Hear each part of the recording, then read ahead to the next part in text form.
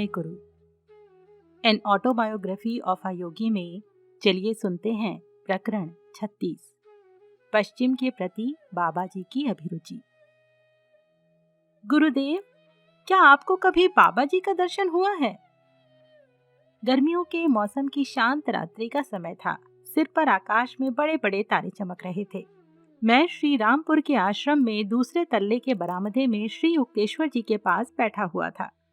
मेरे इस सीधे प्रश्न पर मुस्कुराते हुए उन्होंने कहा, हाँ, हुआ है। और उनकी आंखें श्रद्धा एवं आदर से चमक उठीं। अमर गुरु का 3 बार दर्शन करने का सौभाग्य मुझे प्राप्त हुआ है। प्रथम दर्शन प्रयाग के कुंभ मेले में हुआ था। अति प्राचीन काल से ही भारत में कुंभ मेले लगते आ रहे हैं। इन मेलों ने आध्यात्मिक लक्ष्यों को सामान्य जनता की दृष्टि के सामने अनवरत रूप से बरकरार रखा है। हर 12 वर्षों के बाद लाखों श्रद्धालु हिंदू हजारों साधुओं, योगियों, स्वामियों तथा सब प्रकार के तपस्वियों से मिलने के लिए एकत्रित होते हैं।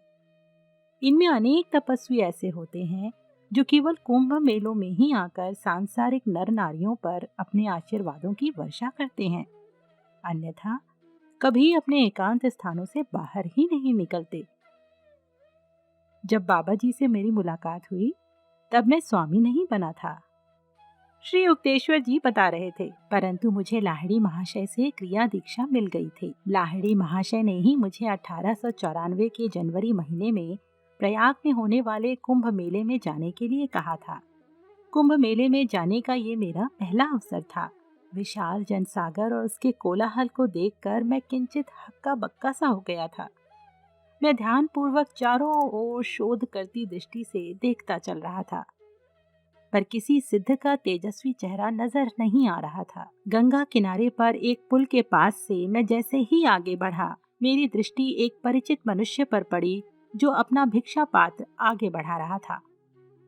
ओ, ये मेला कोलाहल और भिखारियों के जमघट के सिवा कुछ नहीं है। मेरे मन में विचार आया। मेरा मोह भंग हो गया था। धर्म का नाम लेकर केवल भिक्षा पर ही सारा ध्यान रखने वाले निकम्मों से तो मानव जाति की प्रत्यक्ष भलाई के लिए धैर्यपूर्वक ज्ञान की सीमाओं का विस्तार करने वाले पाश्चात्य वैज्ञानिक ही भगवान को अधिक प्रसन्न करते होंगे, मैं सोच रहा था। समाज सुधार के बारे में मेरे मन में सुलगते विचारों में अचानक बाधा पड़ गई जब मेरे सामने आकर खड़े हुए एक लंबे कद के सन्यासी की आवाज मेरे कानों में पड़ी। महाराज, उसने कहा, एक संत आपको बुला रहे हैं। कौन है वे? आकर खुद ही देख लीजिए। इस संक्षिप्त उत्तर पर कुछ झिझकते हुए मैं उसके साथ गया और शीघ्र ही एक वृक्ष के पास पहुंच गया, जिसकी छाया में मन को आकर्षित करने वाले शिष्यों की मंडली से घिरे एक गुरु बैठे थे। अलौकिक तेजो मूर्ति थे वे। उनकी आंखें तेजस्वी थीं। मेरे पहुंचते ही वे उठ खड़े हुए और उन्होंने मुझे आलिंगन में बांध लिया। अत्यंत प्रेम से उन्होंने कहा, आइए स्वामी जी। मैं स्वामी नहीं हूं महाराज, मैंने जोर देते हुए कहा। ईश्वर की आज्ञा से मैं जिसे स्वामी की उपाधि प्रदान करता हूं, वो कभी उस उपाधि का त्याग नहीं करता। उस संत ने अत्यंत सरल भाव से मुझसे ये कहा, परंतु उनके शब्दों में गहरा सत्य ध्वनित हो रहा था। मैं तत्क्षण आध्यात्मिक आशीर्वाद की लहरों में हिलोरे लेने लगा। अचानक स्वामी पद पर अपनी उन्नति हुई देखकर मैं मुस्कुराया और इस तरह मुझे महान सम्मान प्रदान करने वाली उस नर देहधारी महान और देवता सदृश आत्मा के चरणों में मैंने प्रणाम किया। बाबा जी ने, क्योंकि वे बाबा जी ही थे, मुझे उस वृक्ष के नीचे अपने पास बैठने का संकेत किया। वे मजबूत कदकाठी के और युवा थे और दिखने में लाहिड़ी महाशय जैसे थे, लेकिन फिर भी इस समानता ने मेरे दिमाग के किसी तार को नहीं छेड़ा, जबकि मैं इन दोनों महागुरुओं के चेहरों में असाधारण साम्य के बारे में प्रायः सुना करता था। बाबा जी के पास एक ऐसी शक्ति है जिससे वे किसी भी व्यक्ति के मन में किसी विशिष्ट विचार को आने से रोक सकते हैं। स्पष्ट है कि वे चाहते थे कि मैं उनकी उपस्थिति में पूर्णतः स्वाभाविक अवस्था में रहूं और उन्हें पहचान कर स्तंभित ना हो जाऊं। कुंभ मेले के बारे में आपका क्या विचार है? मुझे बहुत निराशा हुई महाराज, मैंने कहा, किंतु तुरंत आगे कह दिया, आपका दर्शन होने तक किसी कारण से संतों में और इस कोलाहल में कोई मेल नजर नहीं आता। बेटा, गुरु ने कहा, जबकि मैं स्पष्टतः उनसे दुगनी आयु का लग रहा था, अनेकों के दोष के कारण सभी को दोषी मत मानो। इस जगत में हर चीज मिश्रित रूप में है, शक्कर और रेत के मिश्रण की तरह। चींटी की भांति बुद्धिमान बनो, जो केवल शक्कर के गुणों को चुन लेती है और रेत कणों को स्पर्श किए बिना छोड़ देती है। इस मेले में अनेक साधु अभी भी माया में भटक रहे हैं, फिर भी कुछ ईश्वर साक्षात्कारी संतों ने इसे पावन किया हुआ है। इस परम गुरु के स्वयं दर्शन के कारण मैं उनकी इस बात से तुरंत सहमत हो गया। मैंने अपना विचार प्रकट किया। महाराज, मैं सुदूर अमेरिका और यूरोप में रहने वाले प्रमुख पाश्चात्य वैज्ञानिकों के बारे में सोच रहा था, जो यहाँ जमा हुए अधिकांश लोगों से कहीं अधिक बुद्धिमान हैं। वे अलग अलग धर्मों के अनुयायी हैं और इस प्रकार के मेलों के वास्तविक महत्व से अनभिज्ञ हैं। यही वे लोग हैं जिन्हें भारत के सिद्ध पुरुषों से मिलने से बहुत लाभ हो सकता है, परंतु बौद्धिक उपलब्धियों की दृष्टि से अत्यंत उन्नत होते हुए भी अनेक पाश्चात्य लोग अत्यंत भौतिकवाद में आकंठ डूबे हुए हैं। अन्य कुछ ऐसे हैं जो विज्ञान और दर्शन शास्त्र में विख्यात हैं, परंतु धर्म की मूलभूत एकता को नहीं मानते। उनके धर्म ऐसी दुर्लंघ्य बाधाएं बन चुके हैं जो उन्हें हम लोगों से सदा के लिए अलग कर सकते हैं। बाबा जी का मुखमंडल प्रसन्नता से चमक उठा। उन्होंने कहा, मैंने जान लिया था कि तुम्हें पूर्व और पश्चिम में समान रूप से रुचि है। समस्त मानव जाति के लिए व्याकुल होने वाले तुम्हारे अंतःकरण की व्यथा को मैंने पहचान लिया, इसीलिए मैंने तुम्हें यहाँ बुलाया है। वे आगे कहते गए, पूर्व और पश्चिम को कर्म और आध्यात्मिकता से मिलकर बना सुवर्ण मध्य मार्ग स्थापित करना होगा।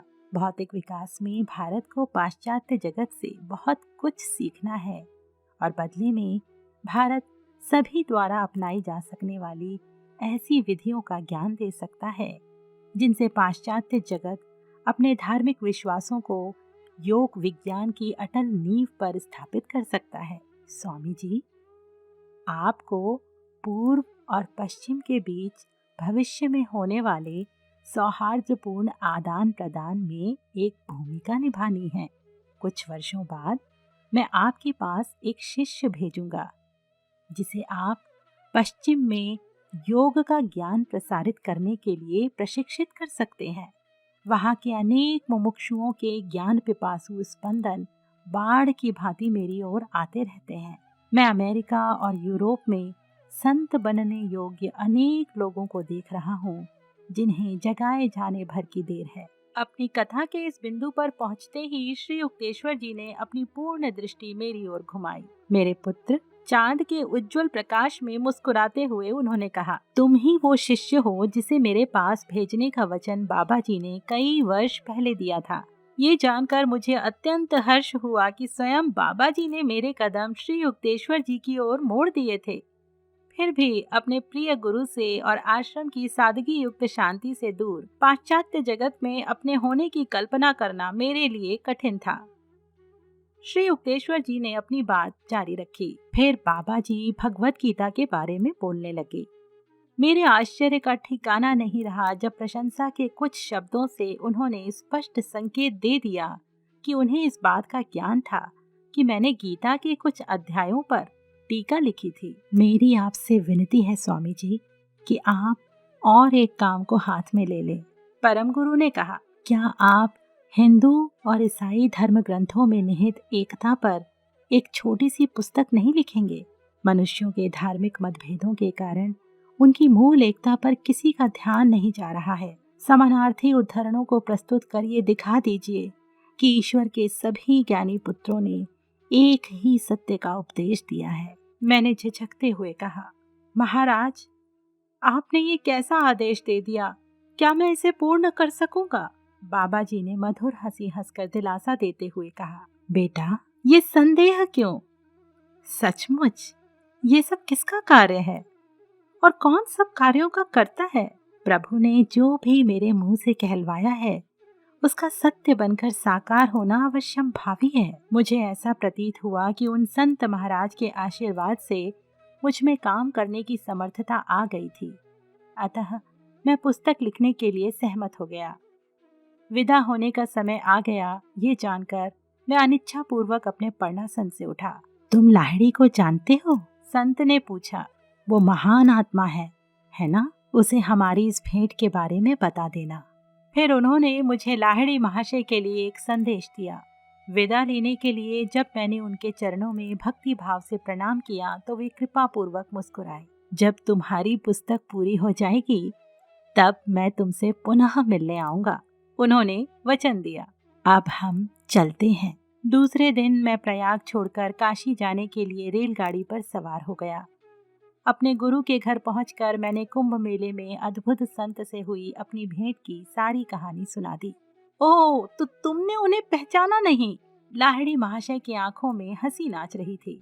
मैं देख रहा हूँ कि तुम उन्हें नहीं पहचान सके, क्योंकि उन्होंने तुम्हें उन्हें पहचानने से रोक दिया था।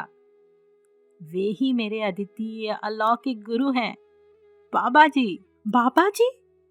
मैंने श्रद्धा और विस्मय से विभोर होकर कहा।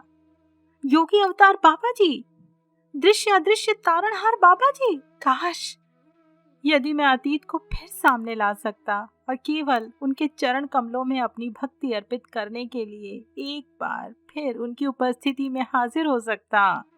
कोई बात नहीं, लाहिड़ी महाशय ने सांत्वना भरे स्वर में कहा। उन्होंने तुम्हें फिर से दर्शन देने का वचन तो दिया है।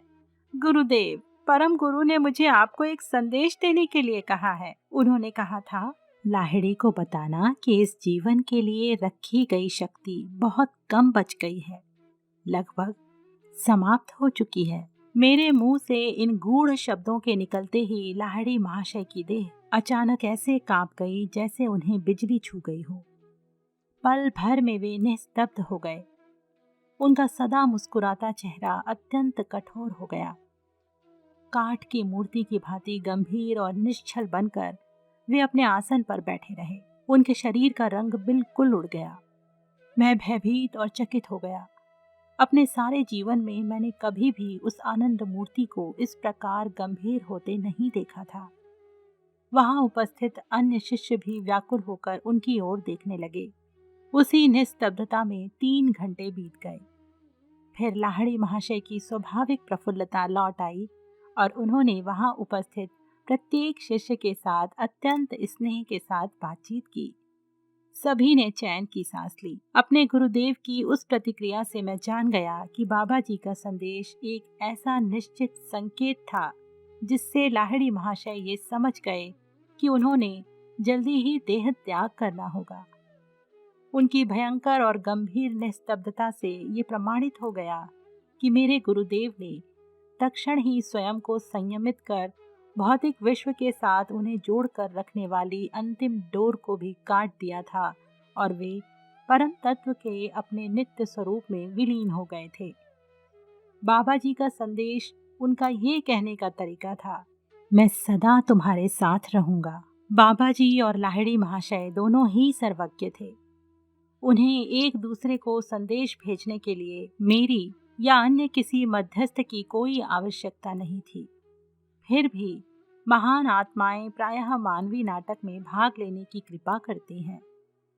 यदा कदा वे साधारण तरीके से किसी संदेश वाहक के माध्यम से अपनी भविष्यवाणियां संप्रेषित कर देते हैं ताकि उन भविष्यवाणियों के साकार होने पर उनके बारे में बाद में जानकारी पाने वालों में ईश्वर के प्रति अधिक श्रद्धा जागृत हो सके।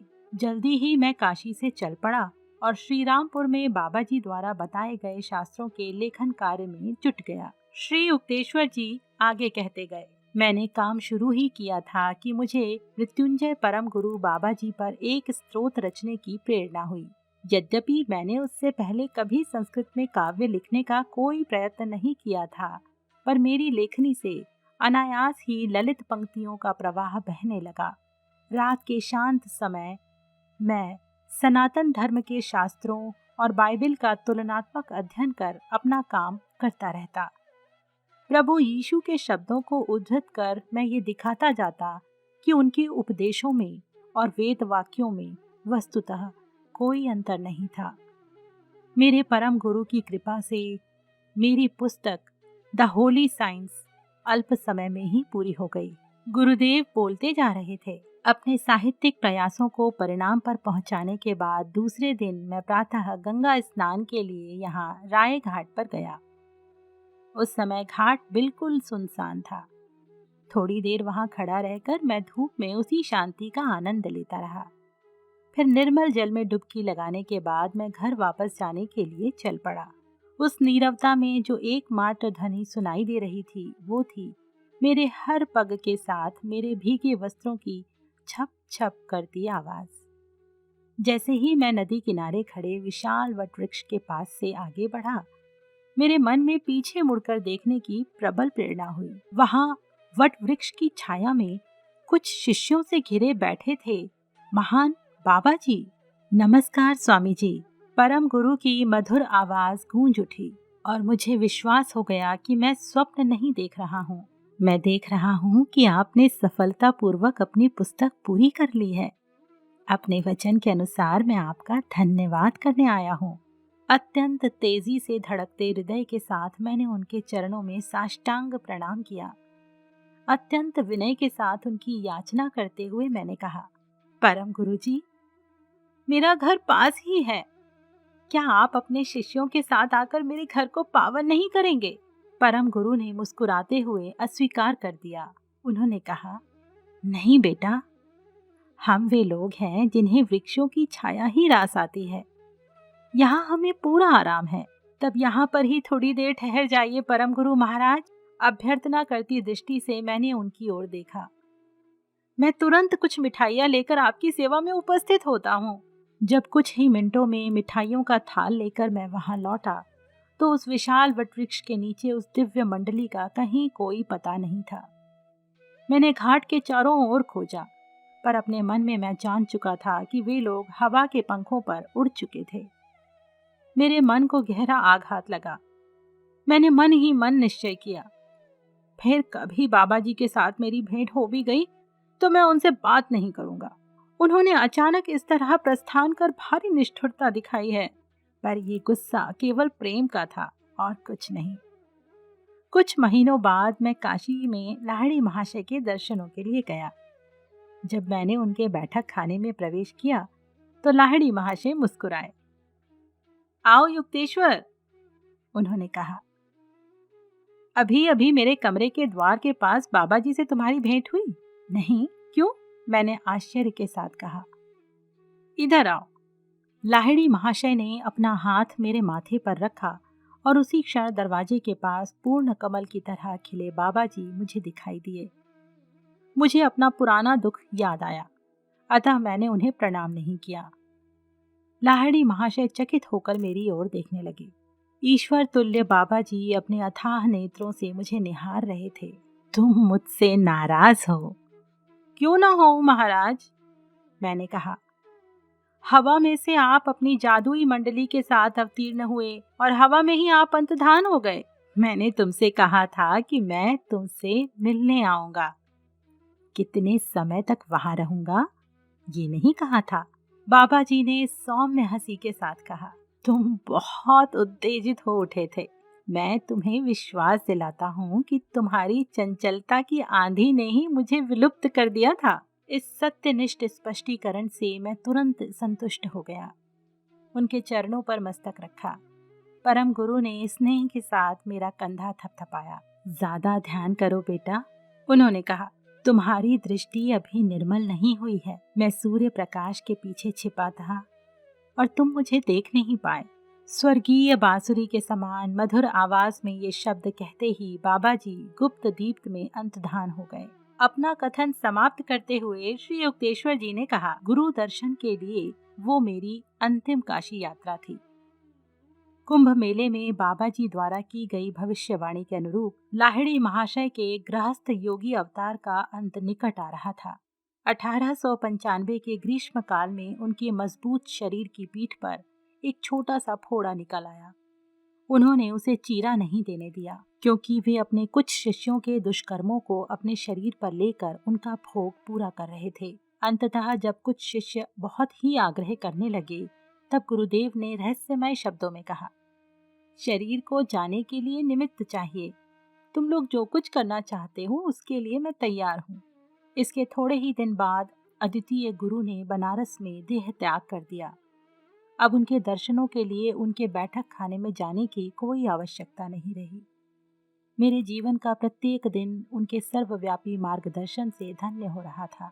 कई वर्षों बाद मुझे लाहिड़ी महाशय के एक उन्नत शिष्य स्वामी केशवानंद जी से उनके देह त्याग के विषय में अनेक आश्चर्यजनक विवरण सुनने को मिले। केशवानंद जी ने बताया, शरीर छोड़ने के कुछ ही दिन पहले मेरे गुरुदेव मेरे सामने एक दिन अचानक प्रकट हो गए, जब मैं हरिद्वार के अपने आश्रम में ध्यान कर रहा था। तुरंत बनारस आ जाओ, इतना कहकर लाहिड़ी महाशय अंतर्धान हो गए। मैंने तुरंत बनारस जाने के लिए गाड़ी पकड़ी। अपने गुरु के घर में अनेक शिष्यों को मैंने एकत्रित हुए देखा। उस दिन कई घंटों तक गुरुदेव ने गीता पर प्रवचन किया और फिर अत्यंत सरल शब्दों में कह दिया, मैं अपने घर लौट रहा हूँ। इतना सुनते ही प्रचंड आवेग के साथ हम सब की सिसकियां फूट पड़ी। शांत हो जाओ, मैं पुनः जी उठूंगा। ये कहकर लाहिड़ी महाशय अपने आसन से उठे। 3 बार अपने स्थान पर ही गोल घूमे, उत्तर दिशा की ओर मुंह करके पद्मासन में बैठ गए और परमानंद में लीन होकर उन्होंने महासमाधि में प्रवेश किया। भक्तों को इतने प्रिय लगने वाले लाहिड़ी महाशय के सुंदर शरीर का पवित्र गंगा तट के मणिकर्णिका घाट पर गृहस्थोचित विधि से दाह संस्कार किया गया। केशवानंद जी बता रहे थे, दूसरे दिन सुबह 10 बजे जब मैं अभी बनारस में ही था, तो मेरा कमरा अचानक एक उज्जवल प्रकाश से भर गया। आश्चर्य! मेरे सामने भौतिक शरीर में लाहिड़ी महाशय खड़े थे। ये शरीर बिल्कुल उनके पुराने शरीर जैसा ही था। अंतर इतना ही था कि ये शरीर अधिक युवावस्था में और अधिक तेजस्वी लग रहा था। मेरे दिव्य गुरु ने मुझसे बातचीत भी की। उन्होंने कहा, केशवानंद, ये मैं हूँ। अपने भस्म हुए शरीर के विघटित अणुओं से मैंने अपने इस नए शरीर की सृष्टि की है। संसार में मेरा गृहस्थ का कार्य तो पूरा हो चुका है, पर मैं पृथ्वी को पूर्णतः छोड़कर नहीं जा रहा हूँ। इसके बाद मैं कुछ समय तक हिमालय में बाबा जी के साथ रहूंगा और फिर सारे ब्रह्मांड में बाबा जी के साथ वास करूंगा। मुझे आशीर्वाद देकर अलौकिक गुरु अंतर्धान हो गए। मेरा हृदय एक अद्भुत प्रेरणा से भर गया। मुझे उसी प्रकार का अत्यंत उच्च आध्यात्मिक अनुभव हुआ जैसे ईसा मसीह और कबीर के शिष्यों को अपने अपने गुरु को शारीरिक मृत्यु के बाद जीवंत रूप में देखकर हुआ था। हरिद्वार के एकांत स्थान में बने अपने आश्रम को लौटते समय मैं अपने साथ लाहिड़ी महाशय की पवित्र अस्थियों का एक छोटा सा हिस्सा ले आया। मुझे इसका भान था कि वे देश काल से आबद्ध देह पिंजर से निकल गए थे। सर्वव्यापकता रूपी पक्षी मुक्त हो चुका था। फिर भी उनकी अस्थियों की यहाँ प्रतिष्ठापना कर समाधि मंदिर बनाने से मुझे अपूर्व सांत्वना मिली।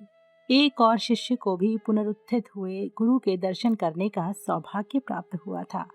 वे थे संतवत महात्मा पंचानन भट्टाचार्य। मैं कोलकाता में उनसे मिलने उनके घर गया था। उन्होंने महान गुरु के साथ बिताए अपने अनेक वर्षों की कई रोमांचक कहानियां बताईं। मैं अत्यंत आनंद के साथ सुनता रहा। अंत में उन्होंने अपने जीवन की सबसे अद्भुत घटना बताई। उन्होंने कहा, लाहिड़ी महाशय की अंत्येष्टि के बाद दूसरे दिन प्रातः 10 बजे वे यहाँ कोलकाता में मेरे सामने प्रकट हुए। द्विशरीरी संत स्वामी प्रणवानंद जी ने भी अपना दिव्य अनुभव संपूर्ण विस्तार सहित मुझे बताया। जब वे मेरे रांची विद्यालय में आए थे, तब उन्होंने मुझे बताया, लाहिड़ी महाशय के देह त्याग के थोड़े ही दिनों पूर्व मुझे उनका एक पत्र आया, जिसमें उन्होंने मुझे तुरंत बनारस आने के लिए लिखा था। तथापि अपरिहार्य कारणों से मैं तत्क्षण प्रस्थान नहीं कर सका और मुझे थोड़ा विलंब हो गया। एक दिन प्रातः 10 बजे मैं बनारस के लिए प्रस्थान करने की तैयारी कर रहा था कि अपने कमरे में अपने गुरु को अत्यंत तेजस्वी रूप में प्रकट हुए देखकर मैं आनंद विभोर हो गया। अब बनारस जाने की क्या जल्दी है? लाहिड़ी महाशय ने मुस्कुराते हुए कहा। अब तुम मुझे वहाँ कभी नहीं देख पाओगे। जब उनके शब्दों का अर्थ मुझे समझ आया तो ये सोचकर कि मैं उनके दर्शन की केवल अनुभूति कर रहा था, मैं भग्न हृदय से रोने लगा। गुरुदेव सांत्वना देते हुए मेरे पास आए। लो, मेरे शरीर को छू कर देखो, उन्होंने कहा। मैं सदा की भांति अब भी जीवित हूँ, शोक मत करो। क्या मैं हमेशा तुम्हारे पास नहीं हूँ? इन 3 महान शिष्यों के मुख से एक अद्भुत सत्य की कहानी उभर कर सामने आई।